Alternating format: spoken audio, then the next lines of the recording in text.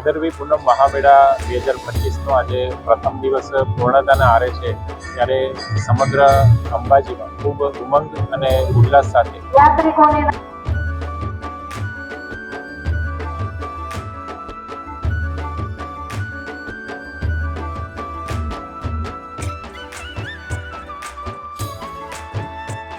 સાથે સાથે અંદાજિત 3,35,000 જેટલા પ્રસાદ યાત્રિકો ભક્તો દ્વારા એનો પણ લાભ લેવામાં આવ્યો છે. અંદાજિત 22,000 જેટલા લોકોએ એસટી બસની મુસાફરીનો લાભ લીધો છે.